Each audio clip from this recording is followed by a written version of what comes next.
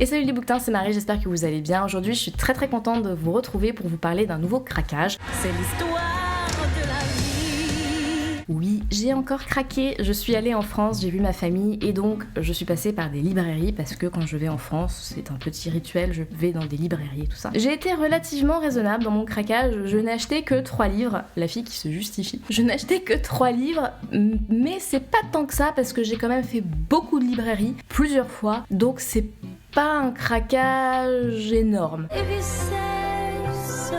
Avant d'aller plus loin dans cette vidéo, n'hésitez pas à liker, vous abonner, à mettre un commentaire si vous aimez le contenu et vous pouvez me suivre tout au long de la semaine sur mes autres réseaux sociaux. Donc c'est parti, les livres que j'ai achetés. J'ai acheté Heartstopper, donc le premier de la série en fait de 4 romans de Alice Oseman. Ce sont les romans qui ont inspiré la série donc du même nom, Heartstopper sur Netflix, dont je vous ai parlé dans ma dernière vidéo, je vous la mets là si ça vous intéresse. Si la série est fidèle au roman, on va suivre Charlie et Nick qui sont deux adolescents qui sont dans le même établissement scolaire. Charlie c'est l'élève pas ultra populaire de son lycée et il va avoir un véritable crush pour Nick qui est le gars populaire du lycée.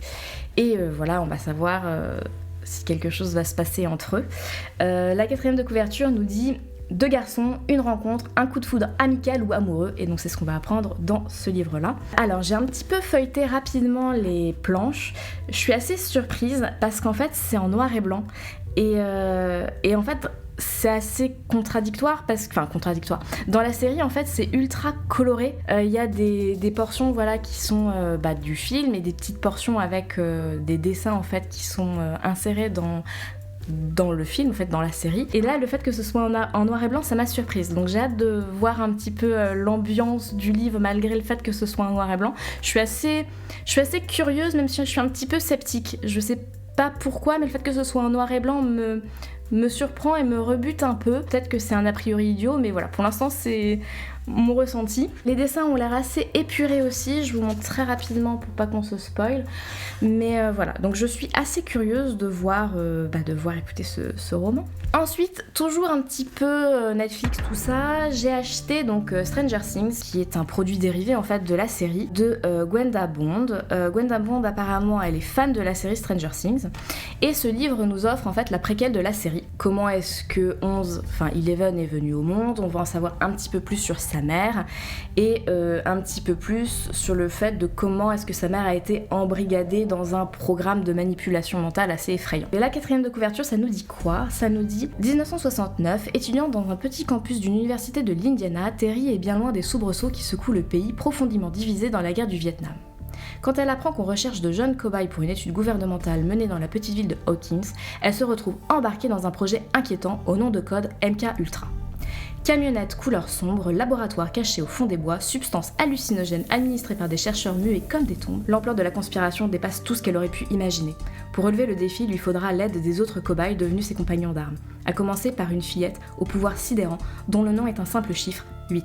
Terry et le docteur Brenner vont dès lors se livrer à une guerre d'un autre genre dont le champ de bataille n'est autre que le cerveau humain. Ça a l'air épique. Le fait que ce soit un produit qui soit issu de la série, au début je me suis dit parce que voilà ça fait vraiment produit goodies, machin truc.